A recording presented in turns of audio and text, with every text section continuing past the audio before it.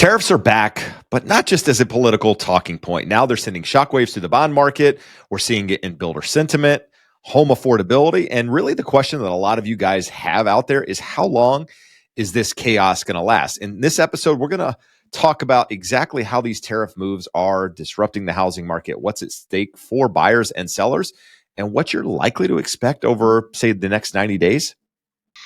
Yeah, let's do it. So let's start, Jeb, with the bond market. And you might be saying, I don't care about the bond market. You care about mortgage rates. And that is the part of the economy that is being directly and immediately impacted. Almost everything here when it comes to the tariffs is, well, this could happen. Or if this plays out, it could do this. It may do this. We are seeing on a day-to-day basis directly in the bond market. It's sort of like the impulse of the markets. Like they can go and trade this right away. And it's still theory. It's theoretical. No one knows how this is going to play out. But every day we're getting this idea of what's going to happen. So I believe the announcement was last Thursday. But Thursday and Friday, the original thought here was, hey, this is really bad for stocks and the economy. Recession is coming. Interest rates improved a lot. So we got numbers today. By the time you're reading this, it's going to be 2 weeks out of date. But today, refinance applications were up 20% last week. Why? Why? Because over those 2 days, we had a knee-jerk reaction very low. Well, just today, we're up 15 basis points. What does that mean to you? It means 1/8% in interest, 0.125 higher. But over the last 3 days, we're up almost 5/8% in interest. We went from that very low level, the lowest end of the range, which you may have seen the headlines just this morning, even though we just hit the highest level in about 2.5, 3 months in interest rates. We saw a headline that says, hey, the upside to tariffs is rates hit the lowest level. Well, it's backwards looking data. So as of today, the market has concluded that the tariffs are going to be problematic because they will slow the economy. They'll decrease government receipts and income, even though there's higher tariffs. And there's been this theory that it's going to bring in more income. The belief as of today, and which wait, tomorrow this could change. And next week it could be different entirely. But the theory that's going around today is that this is going to lower government receipts. And government expenses aren't going down. So the government's going to have to borrow more. There's going to be more treasuries. So more supply leads to lower prices, leads to higher yields, or for you as a borrower, higher interest rates. That's today's theory. Well, let's summarize this for those of you out there listening and maybe not fully understanding what Josh is saying. This basically equals volatility in the market, right? So I would say last Thursday, Friday, we saw the lowest interest rates that we've seen in probably 4 or 5 months. And then followed by almost the highest rates we've seen in 2025. And we're talking a difference of 4 days here. I mean, not even 4 days in the low to the high. So this all equals volatility in the market. So if you're out there as a buyer, as a seller, as somebody that's looking to refinance, this is really what we're trying to get across to you, is that the market is likely to remain volatile. You're likely to see these swings, both good and bad, because a lot of what is happening out there are unknowns. They don't know how it's truly going to impact the overall economy. There's theories, and the problem like theories is it's like opinions. Everybody has one, right? Everybody has this opinion. Everybody has this theory. And unfortunately, because of social, it gets passed along really easy, and it's really easy to pick this stuff up in headlines, which in turn impacts the market, which in turn creates volatility. And so with that, Josh, I guess let's talk now kind of like about the tariffs, about the housing market, mortgage rates. What are we likely to, what's likely to happen here?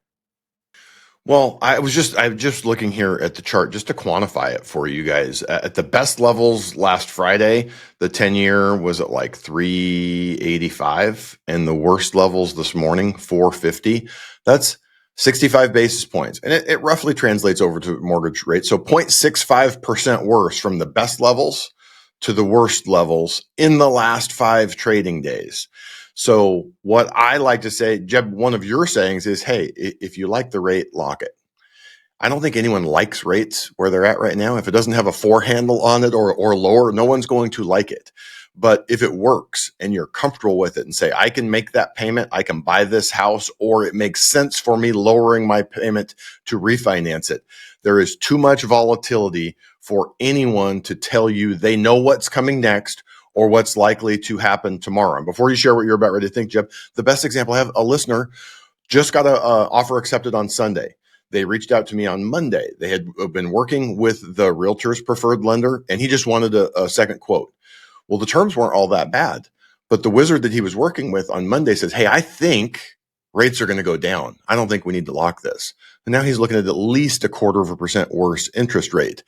And it's never the loan officer's call to make that decision. But the reality is we also know that borrowers rely on their lender. Hey, you do this every day. I don't. What are you thinking? And I kind of get it where the loan officer was coming from. Hey, I think rates are going to go lower. But if you've done this for any period of time, you have to know that in a period of current volatility, what we think is irrelevant. Every day when I walk out the door, and I'm sure you do the same, Jeb, here's what I think is going to happen tomorrow. And then it's very interesting to wake up and go, was I right or was I wrong? I'm right more often than I'm wrong. But it's not 80%, it's not 90% correct. And the stakes are too high for you as a homeowner to risk that. So no, go ahead. I guess where I was going, Josh, is who are we talking to when you say this, right? You're talking to the people that are currently under contract, right? These people that are truly going to impact. If you're currently shopping for homes, yeah, this impacts you, but not necessarily today, right? If you don't have a contract today, yeah, it's a concern, but it's not today's concern. Things could change between now and then. We're talking about the people that are currently under contract on a home and have to lock for one reason or another if they're moving forward. That's who we're talking to here. If you're the person that was refinancing and you were waiting for rates to go lower, chances are you probably missed that window for now, right? And that's why we often talk about having the paperwork ready, having the conversations, prior to being ready to pull the trigger, just so if and when rates go to where you want, you can pull that trigger versus then having to do all of the things to get you in a position where, you're ready to go. So if you're out there in the market right now, we're talking to you when we talk about volatility, what you should do, because the reality is tariffs are going to have an impact on the market, Josh, in some form, fashion. The question is how much and how much of that is passed along to the consumer, and is it inflationary long term, right? We know inflation is a one-time hike in prices, if you will, but does the consumer or does the person that's getting this tariff, that's impacting their business, do they pass that full thing along day one, or does it trickle out over a couple of years where they're continually raising prices, which means inflation is a problem for a longer period of time?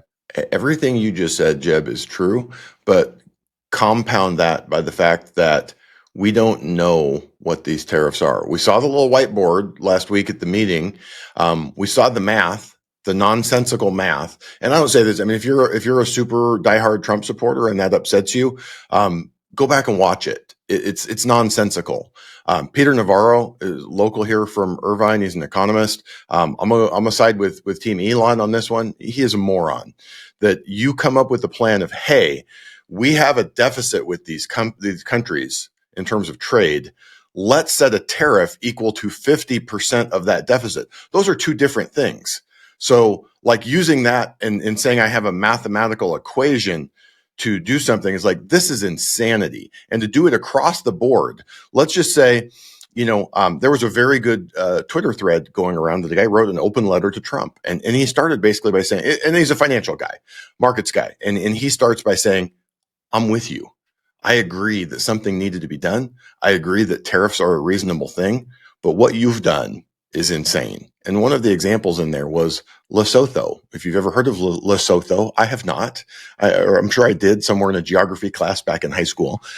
They're basically a third world country. They have no money to buy the things that we produce.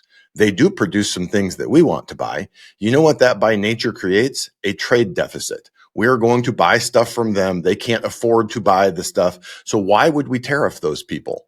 They have a deficit. There's nothing that can be done about it. So we're sitting here saying we're going to hit everyone around the world. And I say this, and I said, Jeb, when you and I were talking earlier today, I said, do you think if you were hanging out with Trump and his 2, 3, 4, 5 best advisors, do you think they knew there was going to be this much chaos?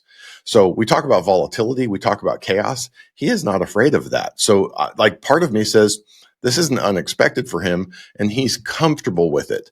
But there's so much chaos and so much volatility that the average American, the middle of the bell curve American, not the ultra right Trump supporter, but the middle American that voted for him, middle of the bell curve person, start going, what have we done here? What are we doing?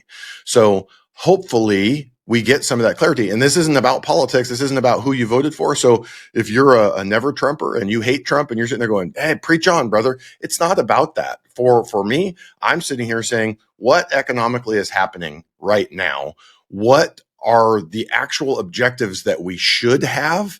And are the policies that we're throwing out there clearly targeted to achieve those aims? And I don't believe that they are. That's one man's opinion. And this isn't a show about politics. You don't have to agree with me, but I get a front row seat every day to see this volatility and how it is impacting real everyday Americans and making it very hard to make decisions. It's already very hard. If rates are 3% and in 5 days they spike to 3.75%, it's still a pretty easy decision. Hey, rates are awesome. They were amazing. Now they're awesome. I'm still in.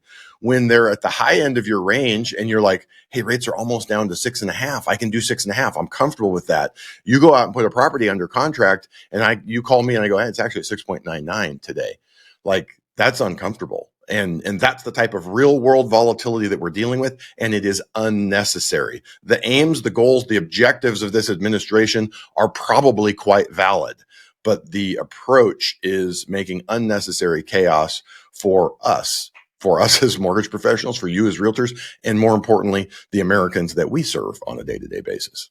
Right. Yeah. I mean, you often hear me talk about the home buying process being emotional, right? It's emotional just because it's a large purchase. You've saved money. That money is now going into a property. It's coming out of your bank account, right? It's still your money, but it's not as accessible as it was.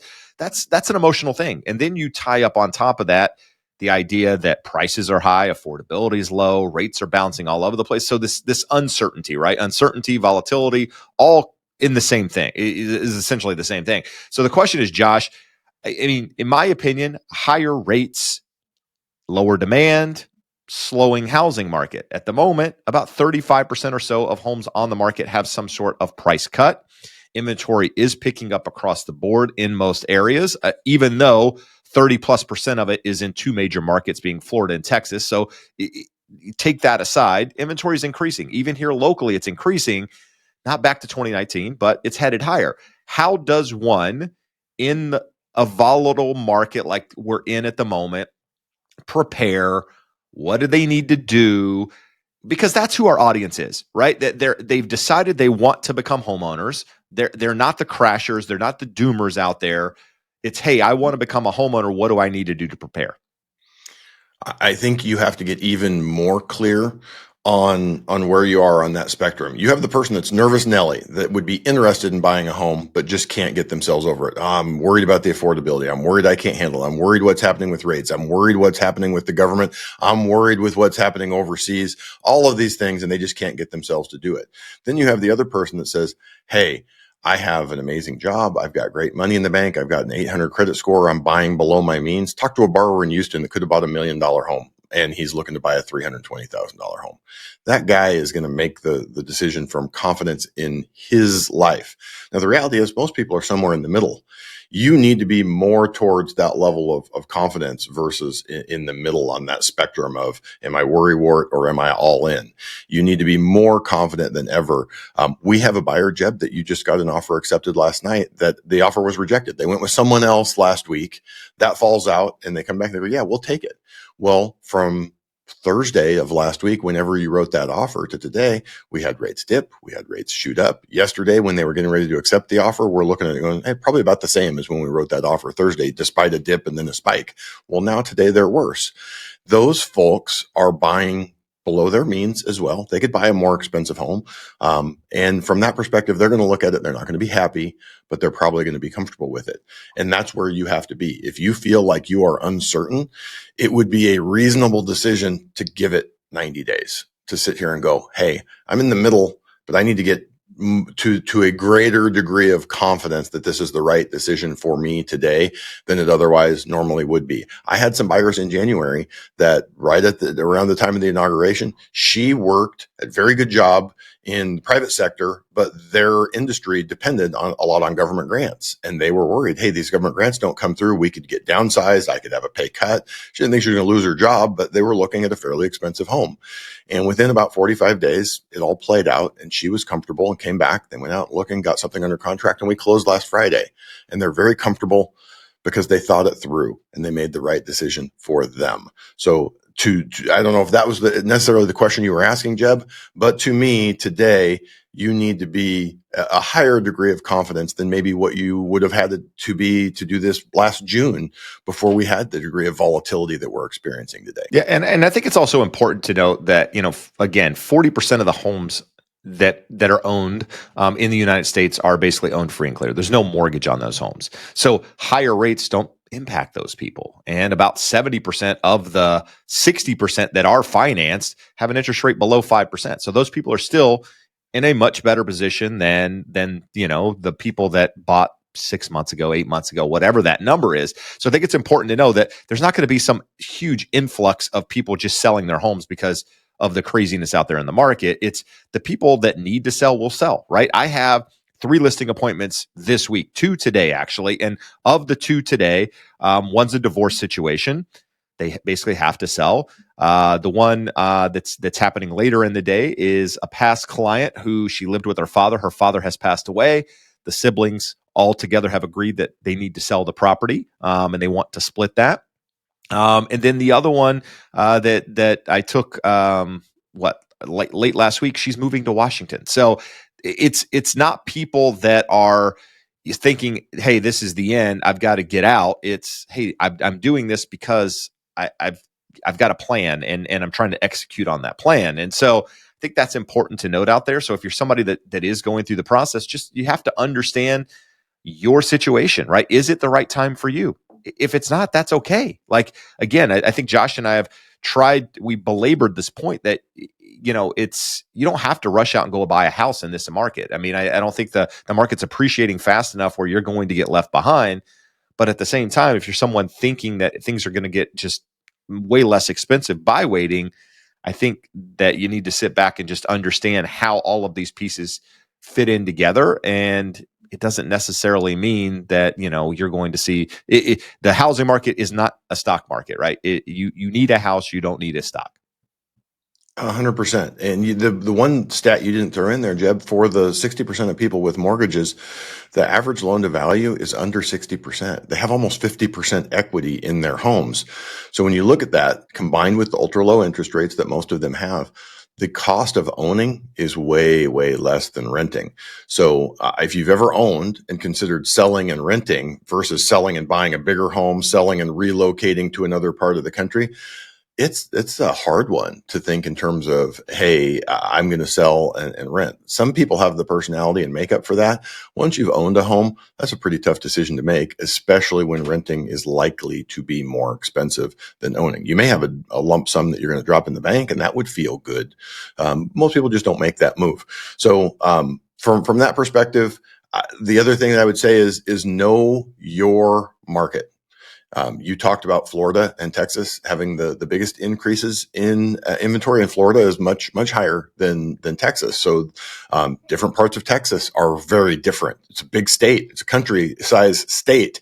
And where you are in that state makes a difference. You need to know, we didn't really go down the rabbit hole here of new construction. But if there's a lot of new construction in your area, that's a whole different animal. The National Association of Home Builders is saying $10,000 more per home to build, and they are having more margin pressure than they've ever had. For the last 5 years, we talked about record margins. We talked about still very healthy margins despite large concessions to buy down your interest rate to cover your closing costs. Those margins are going to come under pressure. So the thing is, we've always talked about if something can't be true, it likely won't be true.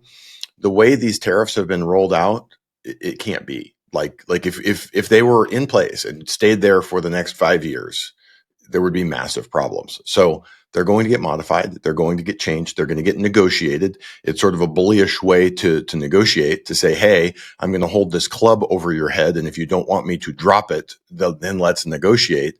But the reality is it's going to work. There's going to be negotiations. There's going to be change. So if we don't like today's weather, let's come back in 90 days and let's have this conversation again, because it's going to be very, very different. And I think anyone telling you that they know what it looks like 90 days from now is deluding themselves and you, because as we've seen over the last 90 days, no one's super clear on what's coming next. Yeah, I think just when you think things are headed in a direction is when it get whipsawed, and it's like, holy cow! Like and now all of a sudden you start questioning everything that you believed prior to, and hey, did I even know what was going on? And I think that's unfortunately that's the new normal in the market, is people that have been doing this 20, 30 years, not just in real estate, in all facets of financial markets, are going, what is taking place? None of this stuff makes sense. And I think that's the thing that you have to understand, is a lot of it does not make sense. Typically, when you have stock selling off, people are buying bonds. When people are selling bonds, they're buying stocks. Right now, they're moving in lockstep with one another. People are saying, the hell with bonds, the hell with stocks, I'm not doing anything. And then all of a sudden, they both rally together. And so if you are feeling out of place, feeling weird, you're not, like, that is completely normal in this environment. But just like anything, with time, things subside, things get back to normal. And I think if you're out there in the market, you're having those thoughts, whether you're in the process, whatever, talk to a professional. Josh and the team can walk you through, what's going on to the best of what they know that day, and help give you some guidance. And if you want to have that conversation, you can use the link in the description. But what I would say is, if you're in this environment, and you are still moving forward, like we always say, have a longer term time horizon, and make sure you have some money in the bank. You're buying for the right reasons. You have that stability in your life between, job, financial, relationship, all of those things. And ultimately, time heals all of these things. And it may seem crazy at the moment, but it will subside, and you'll look back going, one way or the other, you're going to have thoughts on whether you should have done something or shouldn't have done something. And it really comes down to where you are. So, Josh, any final parting words here? I would just say, and again, this isn't about Donald Trump. It's about you and your decisions. But we do know that he has a very large ego, and he wants to leave a wonderful legacy where everyone says what a great president he was. So the current path we are on, he's got some work to do. So something is going to change, because that is his objective, is to have everyone think this was the greatest presidency in the history of the office. We are not on that trajectory. So I would be shocked if there are not some adjustments to everyone's benefit and favor going forward. So don't get bogged down in where we are at today in the day-to-day change. Jeb, while we've been doing this, I have the 10-year chart up here. You're going to chuckle when we get off here. Just the volatility of watching that chart here while we've been recording this. None of this is absurd. Funny, Josh. None of this is fun. But if we could be of assistance, make sure you reach out. Use that link in the description of the video. If you found this video helpful at all, do us a favor, consider subscribing to the channel for more information like this. But until next time, buy right, borrow smart, build. Amigos.